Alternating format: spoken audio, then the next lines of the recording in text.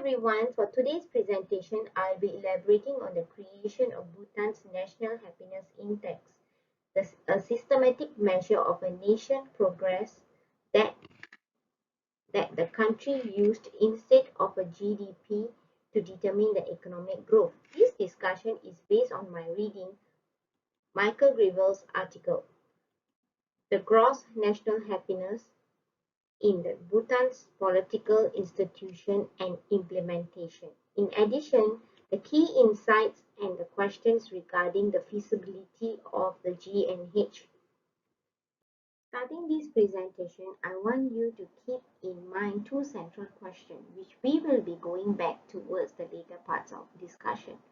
First, in a global society where quantified and determinable wealth are king, does it really make sense to use happiness abstract as a measure to economic success?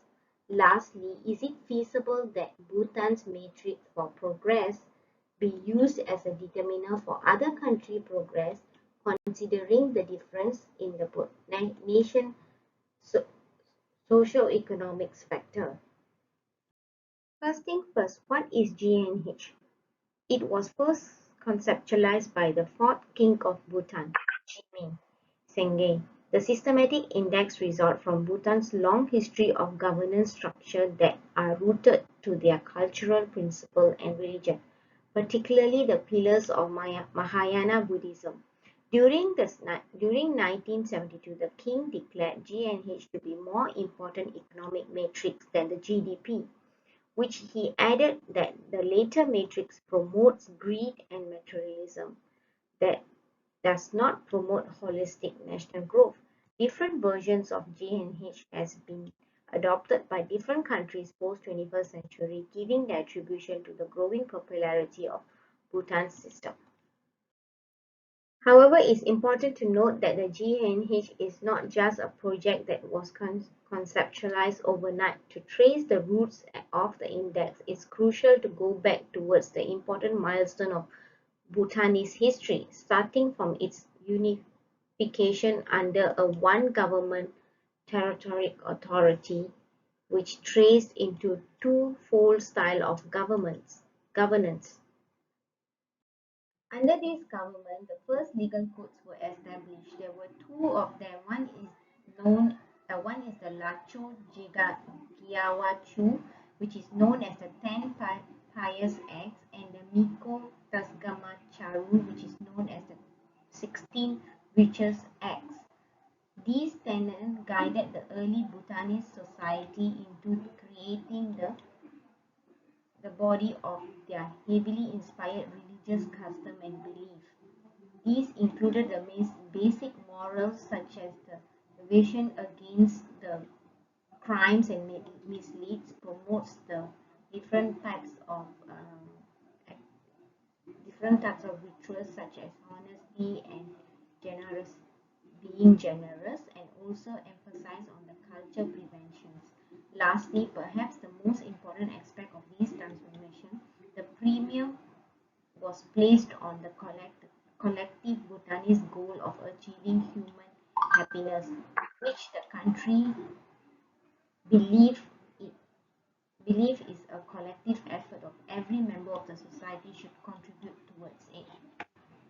Despite the seamlessly progressive transformation of the Bhutanese government throughout the years, its religious pillars and principles have served as the bedrock for the types of governance. These principles were carried out throughout the Bhutan's structural transformation of the government, which saw it go through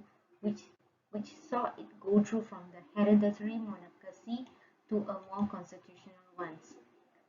In the midst of increasingly globalizing world, the Bhutan leaders saw that the importance of rejecting the wealth mindset, which acts as a determinal towards the achievements of the true human happiness, the key function and its adoption of the GNH, a system that rejects the mindsets that places human happiness as its core.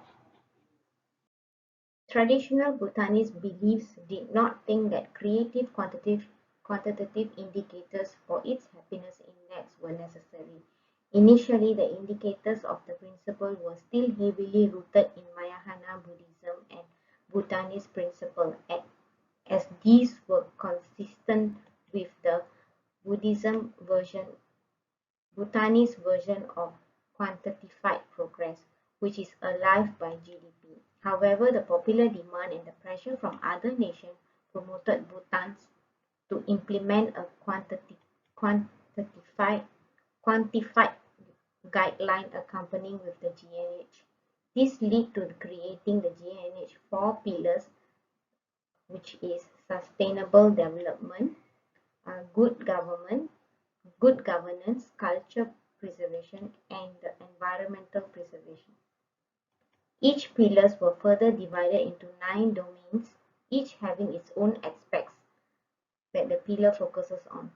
Lastly, regardless of its characteristic as a guiding system, GNH is the actual implemented project that guides policymakers in Bhutan where evaluating the state development projects are long-term plans. With all of the information mentioned above being elaborated on, let's go back to the two original questions. First, in a global society where quantified and determinable wealth are king, does it really make sense to use happiness abstract to concept as a measure for the economic success? Regardless of the GNH conceptualized in Bhutan, it makes sense for it to work according to Bhutan's current socio-economic and political structure. To this to this end, we can look towards three contributing factors: the country's history, the religion monopoly, and the Bhutanese culture as well. Lastly, back to my second question, is it feasible that the Bhutan Matrix for Progress be used as a determiner for other countries' progress as well, considering the difference in the national socio-economic factor? Not all of the socio-economics and political make up the Bhutan that allow it to successfully implement the GNH pillars and provision. For it to be viable alternative GDP, the adopting country would need to meet at least some of the crucial factors that allowed Bhutan to make the GNH work. Example, the monopoly of the religion, consistency in the government stand, and the embedded culture that would be needed to convince the citizen in making the massive change towards their internal and external affairs. Lastly, in increasing globalizing world, most countries would heavily lean towards the international relation and trade as a driver of economic progress. Thank you. That would be end of my presentation.